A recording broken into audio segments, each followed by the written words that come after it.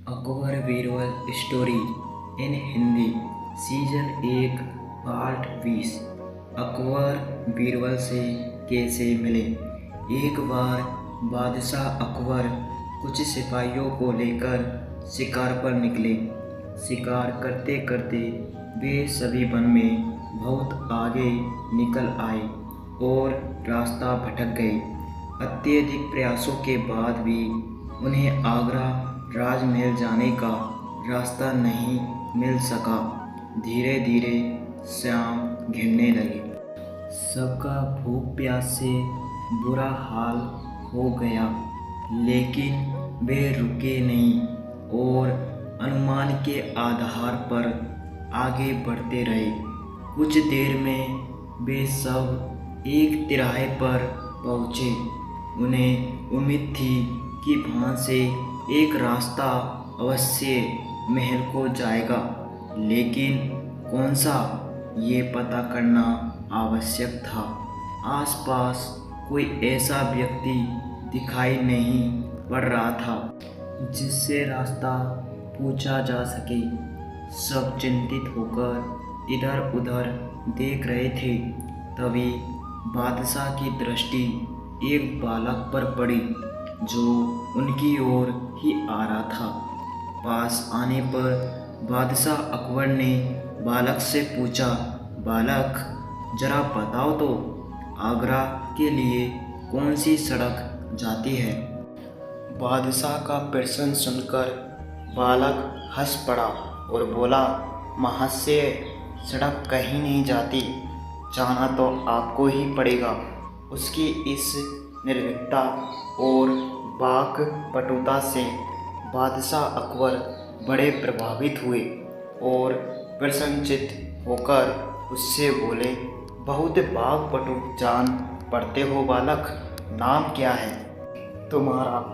मेरा नाम महेश दास महाशय, और आपका नाम। बालक ने तपाक से उत्तर देते हुए प्रश्न भी कर दिया। मुस्कुराते हुए अकबर ने उत्तर दिया, तुम हिंदुस्तान के बादशाह अकबर से बात कर रहे हो। ये जानकर बालक ने सिर झुकाकर बादशाह अकबर का अभिवादन किया।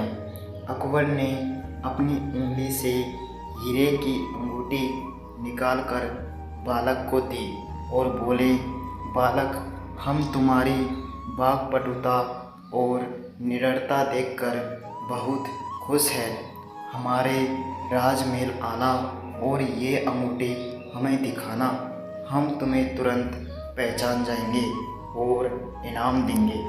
चलो अब बता दो कि आगरा जाने का रास्ता किस ओर है। बालक ने अंगूठी ले ली और आगरा जाने का रास्ता उन्हें बता दिया। समय व्यतीत हुआ और महेश दास युवा हो गया। एक दिन उसने बादशाह से मिलने उनके राजमहल जाने का विचार किया और उनकी दी हुई अंगूठी लेकर अपने घर से निकल पड़ा। राजमहल पहुंचकर वह हैरान रह गया। कीमती पत्थरों से निर्मित और बेहतरीन नक्काशी से सज्जित आलीशान राजमहल देखकर उसकी आंखें फटी की फटी रह गई। कुछ देर राजमहल को निहारने के बाद जब वे अंदर जाने को हुआ तो द्वार पर खड़े दरबार ने उसे रोक दिया। रुको, ऐसे कैसे अंदर चले जा रहे हो। बादशाह अकबर के द्वारा दी हुई अंगूठी दिखाते हुए महेश दास दरबार से बोला, महाशय मुझे जहाँपनाह से मिलना है। दरबार उसे राजमहल में प्रवेश देने के लिए राजी हो गया, किंतु इस शर्त पर कि बादशाह उसे जो भी इनाम देंगे उसका आधा हिस्सा वो उसे देगा। बीरबल ने शर्त मान ली। राजमहल में प्रवेश कर वे बादशाह अकबर के दरबार पहुंचा।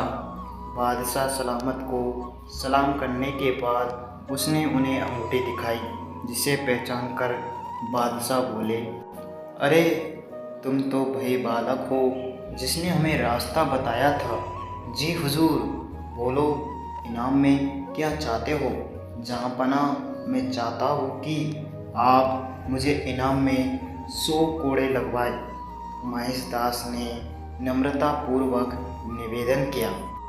यह निवेदन सुनकर बादशाह अकबर हक्के बक्के रह गए। ये तुम क्या कह रहे हो? बिना अपराध के हम तुम्हें कैसे कोड़े लगवा सकते हैं? हुजूर, मुझे इनाम में 100 कोड़े की ही चाहिए।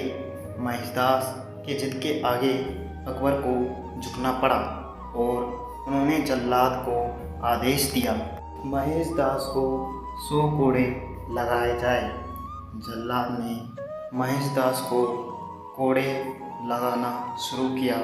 जैसे ही उसने 50 कोड़े पूरे किए, महेशदास बोला, बस हुजूर, ये मेरे हिस्से का इनाम था। इनाम का आधा हिस्सा मुझे अपने वचन अनुसार आपके दरबार को देना है, इसलिए 50 कोड़े उसे लगाए जाए। ये कहकर बीरबल ने राजमहल में प्रवेश के लिए दरबार से हुई बातचीत का पूरा विवरण बादशाह अकबर को दे दिया। ये बात सुननी थी कि दरबार में ठहाके लगने लगे। बादशाह अकबर ने दरबार को 50 की जगह 100 कोड़े लगवाए। महेशदास की बुद्धिमानी को देखते हुए उन्होंने कहा, महेश, अपनी बुद्धिमानी के कारण आज से तुम बीरबल कहलाओगे और अपने नवरत्नों में सम्मिलित करते हुए उसे अपना मुख्य सलाहकार नियुक्त कर लिया। इस तरह बीरबल अकबर के खासम खास बन गए।